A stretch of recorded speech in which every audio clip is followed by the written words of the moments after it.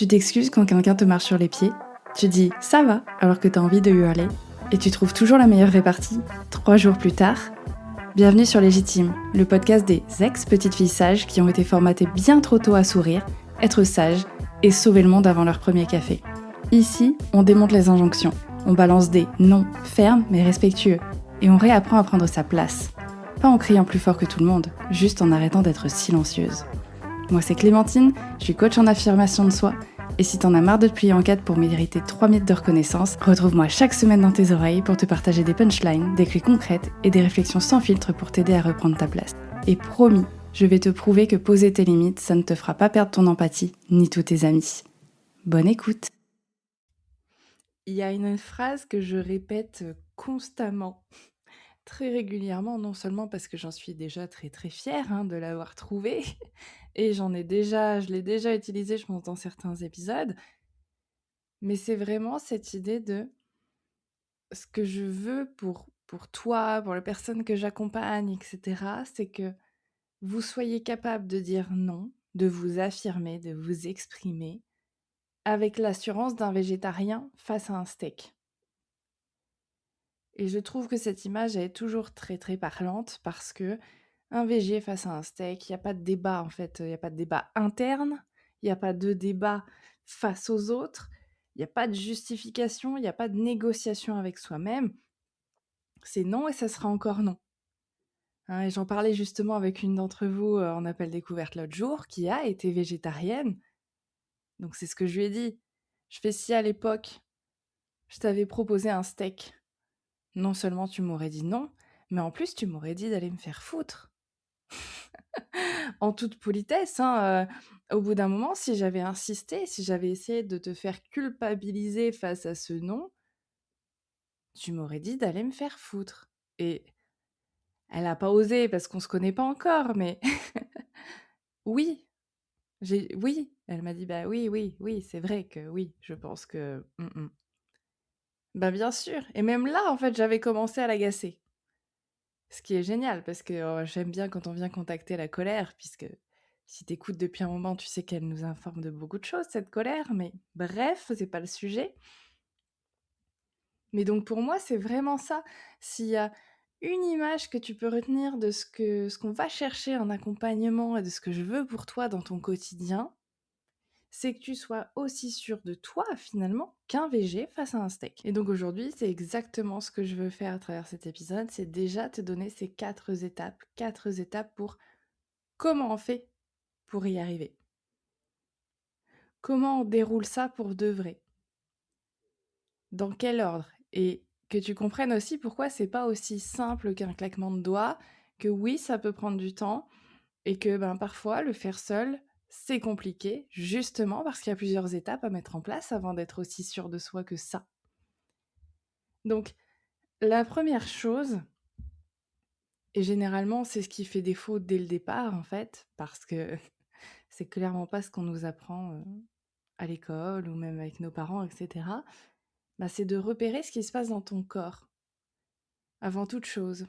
Parce que généralement le corps parle avant la tête.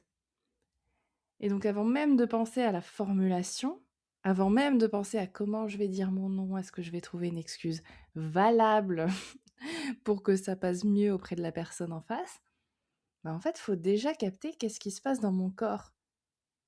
Parce que si t'arrives pas à dire non, c'est pas parce que tu sais pas dire 3 lettres, Ça, tu sais faire. Si t'arrives pas à dire non, c'est que dans ton corps, il y a ta gorge qui est en train de se serrer, il y a ton ventre qui est en train de se nouer, il y a des épaules qui sont en train de se crisper comme jaja, parce que ton corps se souvient de quelque chose. Ton corps est en train de scanner un danger. Ton système nerveux, c'est vraiment un scan des dangers potentiels. Et donc, il scanne tout, il scanne ton environnement, voir est-ce que là c'est safe, est-ce que là il faut que je fasse attention. Et donc déjà, quand tu concentres sur ton corps, sur la réaction de ton corps au moment où quelqu'un te pose une question, est-ce que tu peux venir m'aider? Si tu vois que tu es déjà en train de te crisper, c'est qu'il se passe quelque chose et que ton corps ne se sent pas en sécurité. Donc, tant que tu restes juste dans ta tête à chercher les bons mots pour formuler ce fameux non, et ben, tu passes complètement à côté du sujet. Et je dis pas que tu arriveras jamais à être sereine en disant non comme ça et en essayant de rester dans le mental, mais il y a de fortes chances que ça prenne beaucoup plus de temps, voire que ce soit contre-productif, parce que si ton système signale un danger et que toi tu ne l'écoutes pas et que tu continues à te forcer, à te contraindre, ça peut créer encore plus de résistance à l'avenir. Donc, le problème, c'est jamais la formulation. C'est l'état de sécurité dans lequel tu es. Est-ce que je suis suffisamment en sécurité? Et alors encore une fois, j'en ai déjà parlé, mais c'est pas une question de logique.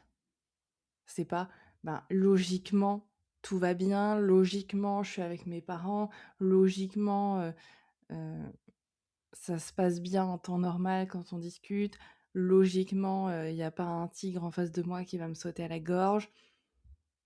On s'en fiche un peu de la logique. Est-ce que mon corps se sent suffisamment en sécurité pour être capable de prendre ce risque-là? Parce que pour toi, là, si tu es terrifiée à l'idée de dire non aujourd'hui, c'est parce que pour toi, dire non, c'est un risque, c'est un danger. Hein. D'où la question, est-ce que mon corps se sent suffisamment safe pour prendre ce risque? Donc si tu ignores ce qui se passe là, dans ton ventre, dans tes épaules, dans ta poitrine, etc., bah, tu essayes de résoudre en fait un problème de sécurité avec un outil de communication. Ça ne marche pas. C'est pas le bon, alors je mets de gros guillemets, de grosses guillemets, c'est pas le bon traitement. Hein. Dans le sens où tu vas pas soigner, par exemple, une fracture ouverte avec un Doliprane. Oui, peut-être que ça apaisera la douleur, et encore, je pense que ça sera pas suffisant, mais peut-être que ça pourrait apaiser la douleur, mais la fracture, elle sera toujours là. Voilà, c'est typiquement ça. Essayer de dire non en trouvant de meilleures phrases, de bons mots, la phrase parfaite, la tournure parfaite, c'est essayer de soigner une fracture ouverte avec un Doliprane. Voilà. Et je sais, hein, parce que j'ai fait pareil, hein, j'ai passé des années et des années à me torturer l'esprit, à chercher the phrase, à préparer ma phrase dans ma tête, si c'était par texto, à essayer d'écrire, des phrases qui faisaient 8 paragraphes pour justifier que, bon, bah, là, c'est non, je suis pas dispo, mais c'est parce qu'il y a vraiment un truc important, voire à mentir, hein, tu sais le truc genre: «Ouais, je suis malade» ou tout ça pour trouver une excuse qui me semblait valable pour les autres, pour pouvoir dire non. Mais si j'arrivais pas à trouver ça, bah, c'était un oui, oui automatique. Oui automatique. Parce que sinon, c'était terrifiant pour moi, inenvisageable de dire: «Bah, non, je suis pas dispo» et alors encore moins, «Non, je vais me reposer» ou «J'ai pas envie». Oh waouh! Ça me paraissait être, là, il y avait outrage, quoi, carrément. Mais voilà, j'essayais quand même de temporiser, de créer la phrase parfaite parce que je me disais, ça me donnait un sentiment de contrôle, ça me rassurait un petit peu de me dire: «Bah, si la phrase elle est parfaite» et puis parfaite selon qui, hein? Parfaite selon moi, donc dans tous les cas, je partais dans le mur parce que pour un peu que la personne en face, elle ait ses propres expériences, ses propres, blessures et cetera, pour moi, une phrase parfaite, ça pouvait être la pire insulte pour elle, hein. Mais bon, ça voilà. Mais ça me donnait quand même cette sensation un peu de contrôle, de me rassurer, de me dire: «Bon, voilà, là, tu as tout fait pour que ça se passe bien». Mais au final, mon corps, lui, il était en détresse, hein. Lui, il était en détresse, il était en panique, il était crispé de partout, j'étais tendue, j'étais, la respiration, c'était la panique à bord, enfin, donc ça me donnait un sentiment ouais, de sécurité, mais pas tant. Parce qu'au fond, j'étais en tachycardie, quoi.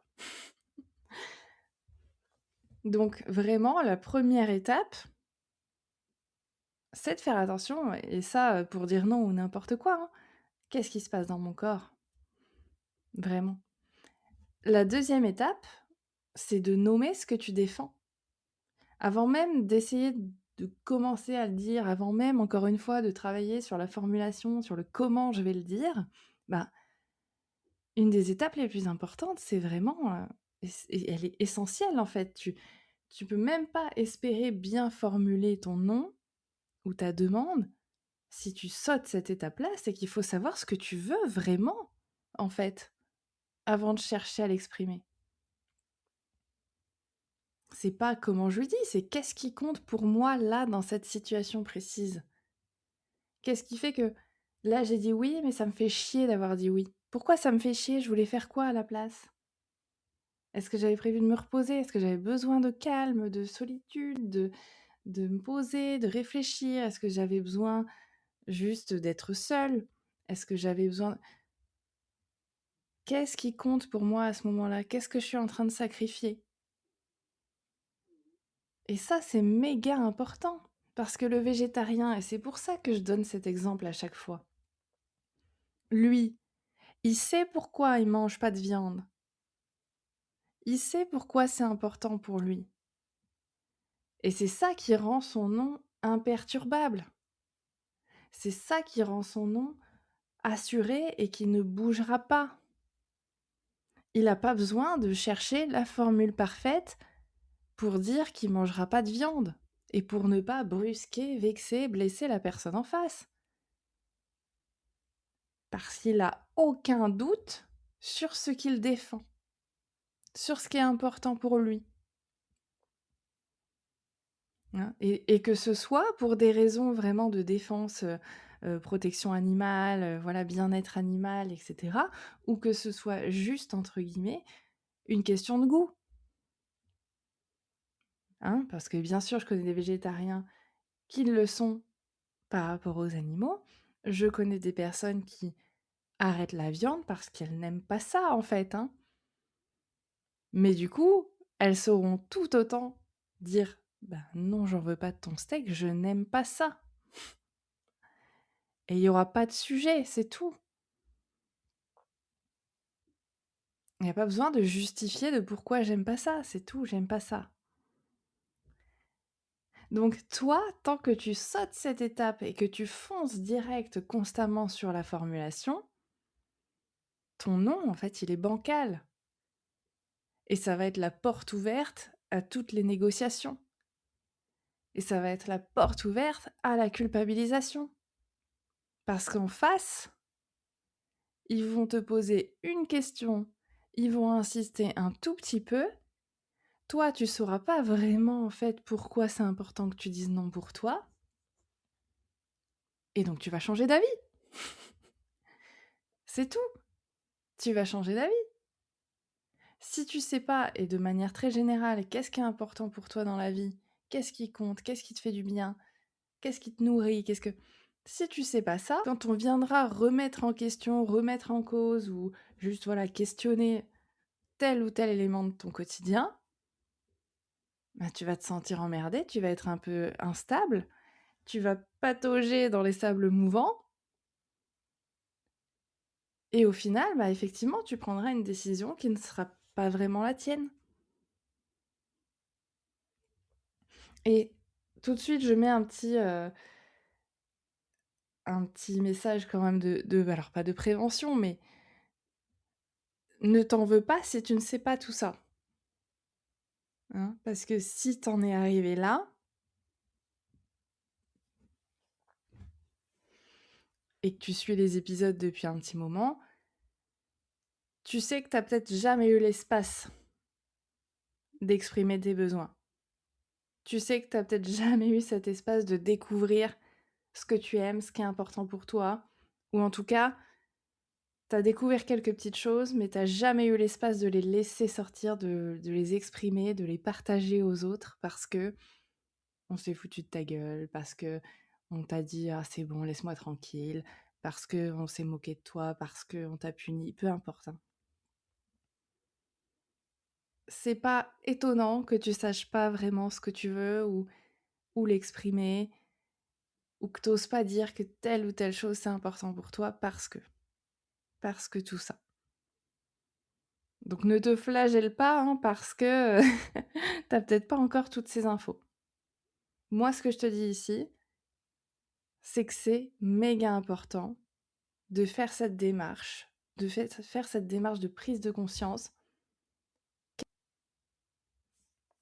Qu'est-ce qui est important pour moi et pourquoi?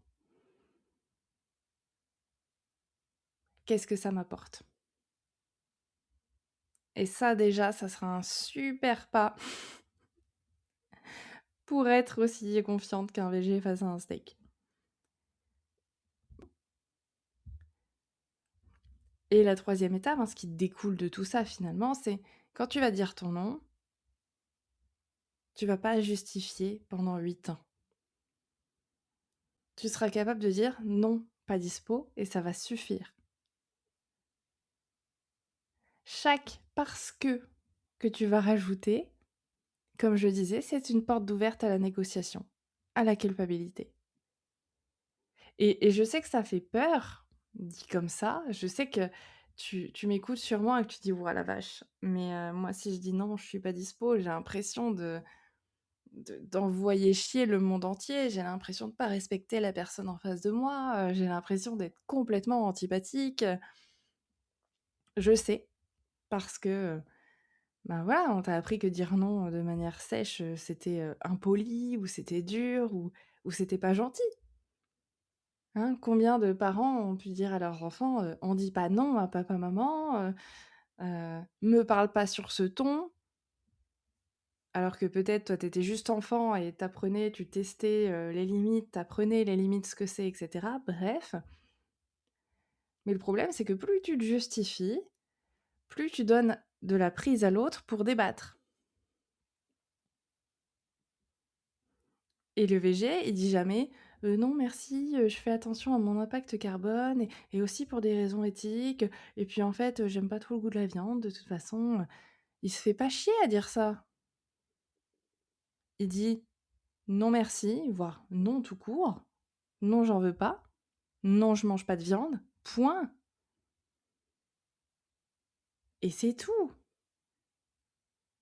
Et s'il y a quelqu'un qui vient insister, je pense que la réponse sera toujours la même: «Je mange pas de viande, c'est comme ça». C'est tout. J'ai pas besoin de me justifier, puis j'ai pas envie en fait, hein, tu pas besoin de te justifier. Pourquoi? Parce que c'est quelque chose qui est important pour toi.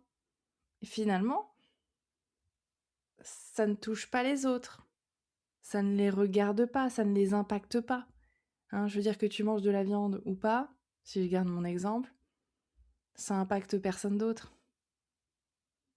Surtout qu'au resto maintenant, voilà, tu peux avoir des options végétariennes. Alors je sais pas partout, mais ça commence quand même à être un peu plus développé. Donc dans tous les cas, ça gênera pas, et puis si les gens t'apprécient, ils vont pas faire chier parce qu'à un moment donné, tu aimerais bien manger végé aussi. Donc bref, bref, plus tu justifies, plus tu donnes des raisons de débat, et plus si tu es instable justement, si tu sais pas trop le pourquoi du comment c'est important pour toi, plus là tu vas tomber dans les abysses, hein. 4e chose, bah, ce qui va être intéressant, c'est de s'entraîner. C'est de s'entraîner.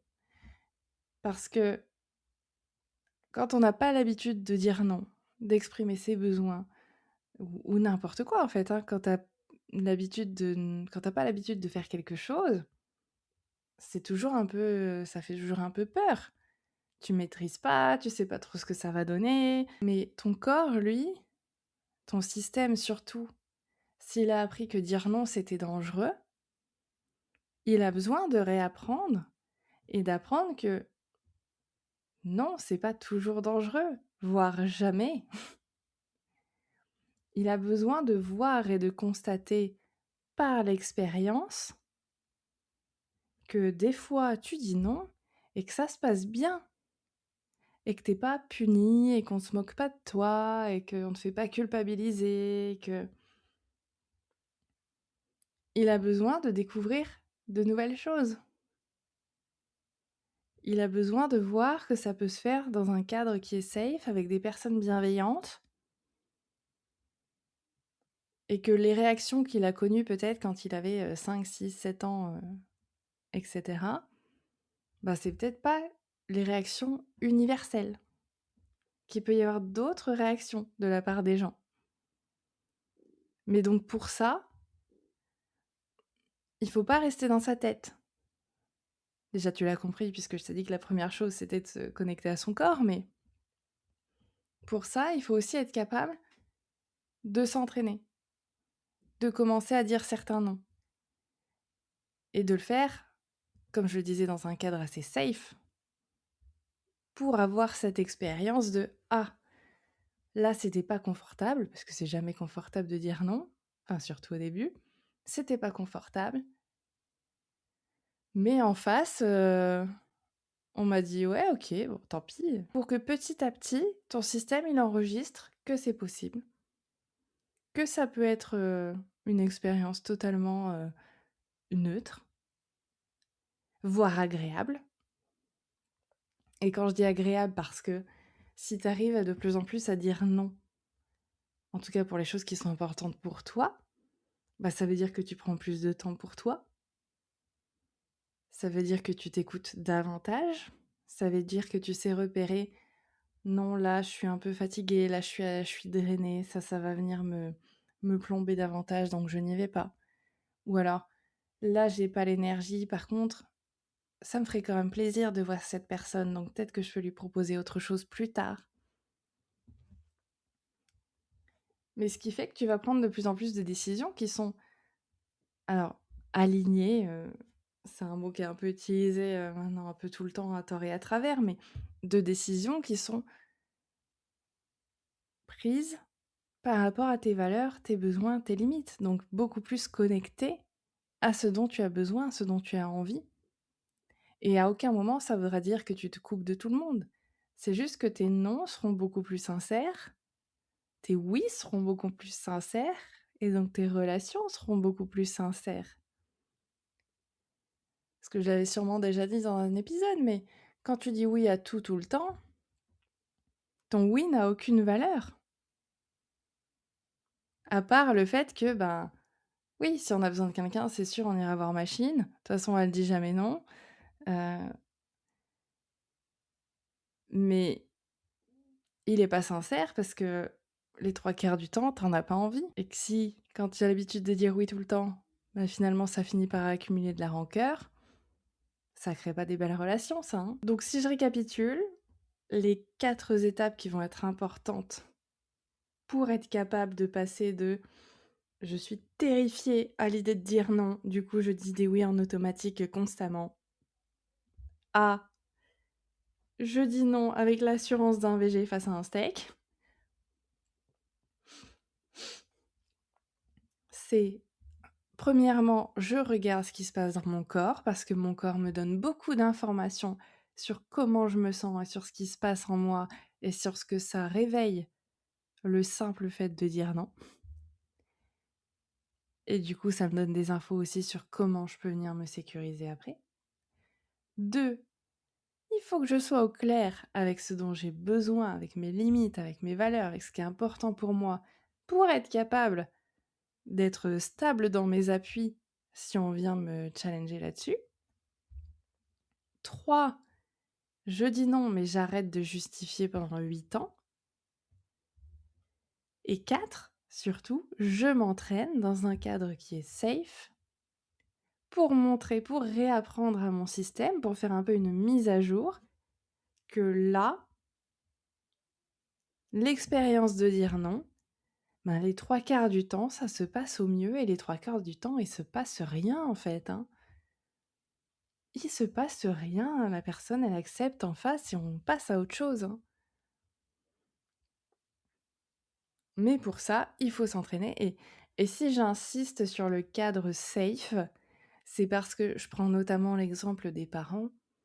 Je sais que souvent c'est dur pour toi ou pour les personnes que j'accompagne de dire non à ses parents, hein, et j'entends le: «Ouais, j'ai pas envie de les blesser, j'ai pas envie de les décevoir», donc ça crée d'autant plus de choses dans ton corps à ce moment-là,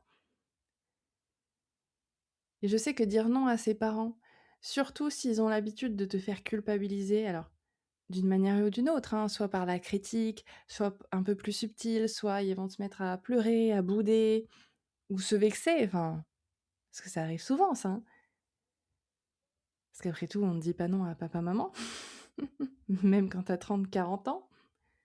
Donc si c'est ce genre de dynamique que tu retrouves chez toi face à tes parents, bien sûr que je ne t'invite pas à aller tester ça directement avec eux. Parce que bien sûr que là, forcément, tu vas te retrouver, de toute façon, ces réflexes de survie, tu les as généralement chopés dans l'enfance, donc bien sûr qu'il y a moyen que ça se réactive plus, là, la panique à l'idée de dire non.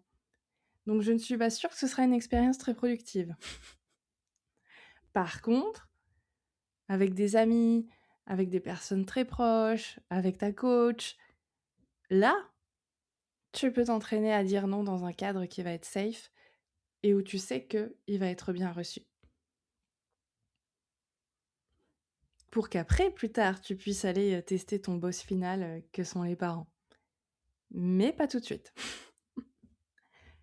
Dans tous les cas, si ces 4 étapes, elles paraissent beaucoup à appliquer toute seule, parce que, oui, ce sont 2 gros morceaux, hein. Se reconnecter à ses ressentis quand on n'a jamais, jamais pris le temps de faire ça, savoir ce qui est important pour nous, c'est pas évident. C'est exactement ce qu'on fait dans mon accompagnement légitime. On commence par repérer, avec des outils de régulation du système nerveux, ou comment la tension se loge dans ton corps. On vient nommer tes besoins, on vient reconnaître tes besoins, quelles ressources tu aurais besoin, pour que tu saches précisément ce que tu défends, ce qui est important pour toi. On travaille ta formulation, hein, sans justification excessive, mais on travaille. Et je pense que je vous fais bien chier avec ça d'ailleurs. Je vous challenge pas mal pour justement être sûre qu'on part pas en oui, mais bon, je vais chercher une excuse valable. Pas de ça avec moi. Et on s'entraîne justement dans des jeux de rôle, dans ce cadre sécuritaire où je vais être ta manager, ta mère, ta belle-sœur, pour que tu le fasses pour de vrai. Et pour que tu montres à ton système que, regarde, là on teste, on dit des choses, et je suis pas toujours à vous brosser dans le sens du poil, à faire la meuf super sympa, hein. Alors je suis pas non plus un démon, hein, évidemment, on le fait dans le respect de ton rythme. Mais bien sûr que je challenge un petit peu. Mais toujours en fonction de tes capacités. Et c'est ce qui fait la grosse différence entre tes parents qui s'en fichent un petit peu de toi, ce que tu ressens, ce dont tu as besoin, à ce moment-là, qui vont juste essayer d'obtenir ton oui, et moi qui vais juste, ok, voir jusqu'à quand tu vas tenir ton non. Donc dans tous les cas, je t'ai donné les 15 étapes, t'en fais ce que t'en veux, mais si tu sens qu'il est temps que tu sois aussi assuré qu'un VG face à un steak, que t'en as marre de bafouiller, d'être terrorisé juste à l'idée de dire un simple non, on peut en parler ensemble et du coup le lien est dans la bio pour réserver ton appel. Merci beaucoup d'avoir écouté cet épisode et s'il t'a aidé, s'il t'a intrigué, si tu te poses des questions, je suis curieuse, viens me le dire sur Instagram. Promis, je mords pas et c'est toujours un régal d'échanger avec vous. Et si tu veux soutenir le podcast, m'envoyer du love ou aider d'autres petites filles sages qui en ont marre de passer leur temps à sauver le monde, tu peux laisser un avis et des étoiles sur Apple Podcasts et Spotify, ça me fera très plaisir et puis ça aidera Légitime à se faire connaître et aller encore plus loin. Encore une fois, merci pour ta confiance, je te dis à la semaine prochaine. Et n'oublie pas, prendre sa place, c'est pas crier plus fort que tout le monde, c'est juste arrêter d'être silencieuse.